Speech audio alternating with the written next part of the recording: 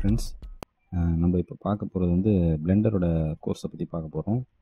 ஏற்கனவே நான் சொன்னதுபடி இது வந்து பிளெண்டர் வந்து ரொம்ப ஃப்ரீ சாஃப்ட்வேரு. நீங்கள் வந்து யார் வேணும் டவுன்லோட் பண்ணிக்கலாம். நம்ம வந்து இந்த கோர்ஸில் பார்க்க போகிறது வந்து பாலிகான் மாடலிங், அப்புறம் வந்து பிளெண்டர் வந்து எப்படி ரெண்டர் பண்ணுறது, லைட் எப்படி போடுறது, கிளாஸி மெட்டீரியல்ஸ்க்கு வந்து எப்படி வந்து டிரான்ஸ்பரன்சி அப்ளை பண்ணுறது, யூவி எடிட்டரு, பிட்மேன்ஸ் எப்படி அப்ளை பண்ணுறது, கேரக்டர் வந்து எப்படி ரிக் பண்ணுறது, கேரக்டர் எப்படி க்ரியேட் பண்ணுறது, எல்லாமே நம்ம டோட்டலாக பார்க்க போகிறோம் பேசிக் மாடலை வச்சு. அதுக்கு முன்னாடி வந்து பிளெண்டர் ஓப்பன் பண்ணோன்னே பிளெண்டரோட இன்டர்ஃபேஸ் வந்து இப்படி தான் இருக்கும் ஓப்பன் பண்ணோன்னே. ஸோ அதை ஒரு கிளிக் பண்ணிங்கன்னா இது போயிடும். ஸோ இதை பற்றி நம்ம பார்க்கலாம் இப்போ டீட்டெயிலாக. இப்போ வந்து பிளெண்டரோட இன்டர்ஃபேஸ் பார்த்திங்கன்னா ஃபஸ்ட்டு பார்த்திங்கன்னா 2 ஐக்கான் இருக்கு பாருங்கள். இங்கே ஒன்று, அதேமாதிரி கீழே பார்த்தீங்கன்னா பாட்டமில் இங்கே ஒன்று இருக்கும்.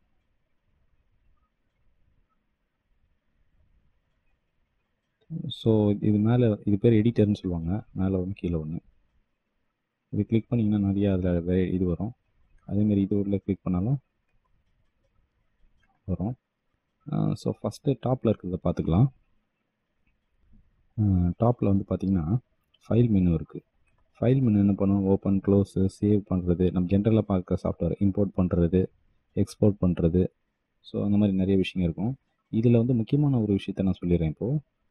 நீங்கள் வந்து பிளெண்டர் வந்து கம்ப்யூட்டரில் யூஸ் பண்ணால் பிரச்சனை கிடையாது. ஏன்னா அதில் நம் பேடுன்னு ஒன்று தனியாக இருக்கும்.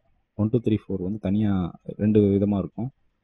சில லேப்டாப்பில் இருக்காது. அப்படி இல்லாத பட்சத்தில் நீங்கள் என்ன பண்ணணும்னா ஃபைலில் போயிட்டு யூசர் ப்ரிஃபரன்ஸ் உள்ள போயிட்டு இன்புட்டில் போயிட்டு எமுலேட் நம் பேடுன்னு ஒன்று டிக் பண்ணி விட்டிங்கன்னா அது வந்து உங்களுக்கு அந்த நம் பேட் வந்து இதுலேயே ஸ்க்ரீன்லேயே வரும். அதை நான் அப்புறம் காமிக்கிறேன். அதனால் டிக் பண்ணி விட்ருங்க. டிஃபால்ட்டை மாற்றி டிக் பண்ணி விட்ருங்க.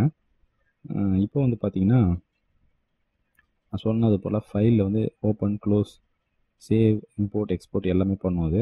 அடுத்தது பார்த்தீங்கன்னா ரெண்டர் இமேஜ். ரெண்டர்னால் என்னென்னு உங்களுக்கு தெரியலன்னா அதை நான் டீட்டெயிலாக அப்புறம் எடுக்கிறேன். ஜஸ்ட்டு தெரிஞ்சுக்கோங்க. ரெண்டர்னால் அவுட்புட்டு, குவாலிட்டி அவுட்புட்டை தான் ரெண்டர்னு சொல்லுவாங்க. ரெண்டர் இமேஜாகவும் ரெண்டர் பண்ணுறது, அப்புறம் அனிமேஷனாக ரெண்டர் பண்ணுறது, இதெல்லாம் வந்து நான் டீட்டெயிலாக எடுக்கிறேன். பட் ஜென்ரலாக தெரிஞ்சுக்கோங்க இன்டர்ஃபேஸை. அடுத்தது window toggle, full screen, screenshot, screen caste, இதெல்லாம் வந்து பண்ணுறது வந்து விண்டோஸில் வருது.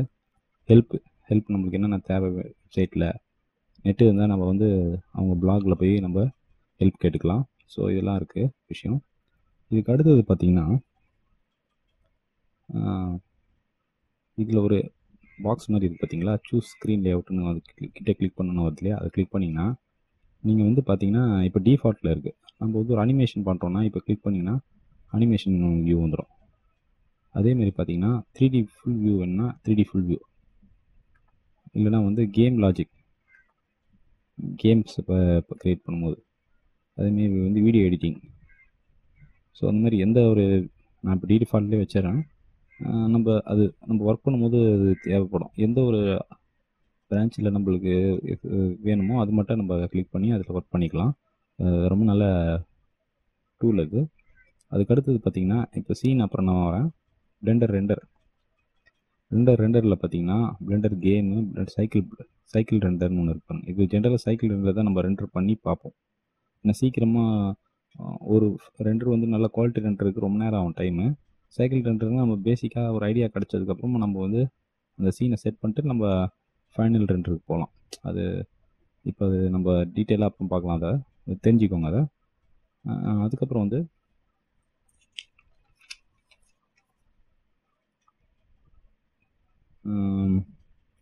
இந்த ரைட் சைடில் பார்த்தீங்கன்னா இங்கே ஃபஸ்ட்டு வந்து பார்த்தீங்கன்னா இதில் வந்து அவுட்லைனர்னு சொல்லுவாங்க. இது மாயாலையும் இருக்குது அவுட்லைனரு.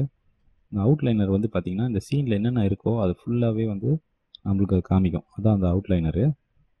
இப்போ வந்து பார்த்திங்கன்னா இது வந்து கொஞ்சம் சின்னதாக இருக்குது. இப்போ ரீசைஸ் பண்ணிக்கிறேன். ஈஸி தான், எப்போவுமே நம்ம எல்லாத்துலேயும் பண்ணுற ரீசைஸ் தான். கிளிக் பண்ணி ட்ராக் பண்ணிங்கன்னா ரீசைஸ் ஆகும். இப்போ பாருங்கள், இப்போ உங்களுக்கு வேறு ஐடியா கிடைக்கும். லேம்ப் கிளிக் பண்ணால் லேம்ப் செலக்ட் ஆகுது பாருங்கள்.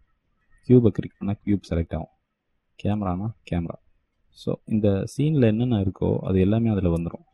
நம்ம ஜென்ரலாக செலக்ட் பண்ணுறதுக்கு ஒன்று போய் செலக்ட் பண்ணுறதுக்கு கஷ்டமாக இருந்துச்சுன்னா ஸோ அதை போய் நம்ம டேரெக்டாக இதில் செலக்ட் பண்ணிக்கலாம்.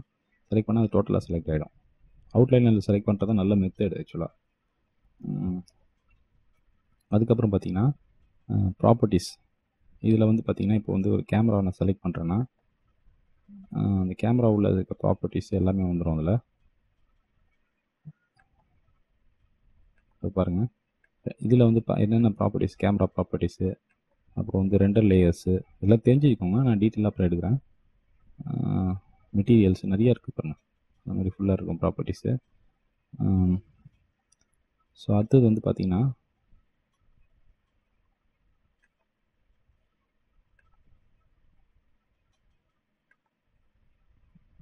ப்ராப்பர்ட்டிஸ்கிட்ட போயிட்டு செலக்ட் பண்ணிடுறேன். அடுத்தது பார்த்திங்கன்னா இப்போ வந்து நான் சொன்ன மாதிரி ரீசைஸ் வந்து நம்ம பண்ணோம். அதேமாதிரி வந்து இங்கேயும் இப்படியும் ரீசைஸ் பண்ண, ஹரிசாண்டலும் ரீசைஸ் பண்ணிக்கலாம். நம்மளுக்கு தேவையான அளவுக்கு நம்ம எப்படி இன்டர்ஃபேஸ் இருக்கணுமோ அந்த மாதிரி வச்சுக்கலாம். சரிங்களா? அடுத்தது பார்த்திங்கன்னா இந்த கீழே பார்த்திங்கன்னா இது வந்து டைம்லைன், அனிமேஷன் டைம்லைன் சொல்லுவாங்க. அதை இது வந்து டீட்டெயிலாக நம்ம அப்புறம் பார்க்கலாம். இப்போ இன்டர்ஃபேஸ் மட்டும் தெரிஞ்சுக்கோங்க. ப்ளே, செலக்ட், ஃபார்வர்டு இதெல்லாம் வந்து அனிமேஷன் பண்ணதுக்கப்புறம் நம்ம செக் பண்ணுற ஒரு ஐட்டம் இதெல்லாம். எத்தனை டைம்லைன் என்னென்னு. அடுத்தது வந்து இதில் பார்த்தீங்கன்னா க்ரியேட்டு, ஒரு பிளெயின் இருக்குன்னா இங்கே பிளெயின் க்ரியேட் பண்ணிக்கலாம். கியூப் ஏற்கனவே சர்க்கிள். ஸோ இந்த மாதிரி க்ரியேட் பண்ணுறதுக்கு நிறைய சர்க்கிள், அந்த இது ரிகிங் அப்போ அதெல்லாம் தேவைப்படும் நம்மளுக்கு. ஸோ இதெல்லாம் க்ரியேட் பண்ணுறதுக்கு இது யூஸ் ஆகும். எல்லாமே மாயாவில் வர மாதிரியே தான் இல்லையும், பட் இது கொஞ்சம் எனக்கு சிம்பிளாக இருக்கிற மாதிரி தெரியுது மாயா இன்டர்ஃபேஸோட. ஸோ ரைட் கிளிக் பண்ணி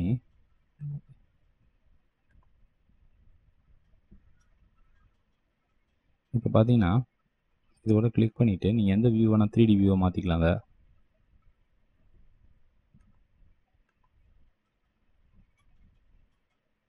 இல்லைனா திருப்பி ப்ராப்பர்ட்டிஸே வச்சுக்கலாம்.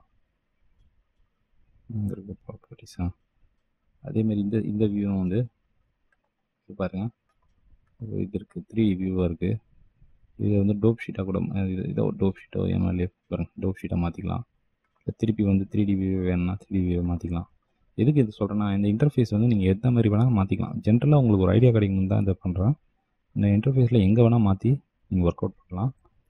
பிளெண்டர் வந்து ரொம்ப ரொம்ப ஈஸியான சாஃப்ட்வேர் இது. எனக்கு வந்து மாயா யூஸ் பண்ணதுக்கு பிளெண்டர் கொஞ்சம் சிம்பிளாக இருக்குது. அவ்வளோ ரொம்ப, அதாவது யூசர் ஃப்ரெண்ட்லியாகவும் இருக்குது, சிம்பிளாகவும் இருக்குது. எல்லாத்துக்கும் மேலே இது ஃப்ரீ. அதுதான் ரொம்ப முக்கியமான விஷயம். கிராஃபிக் கார்டு எல்லாமே இன்ஸ்டால் ஆகுது, ரெண்டரும் ஆகுது.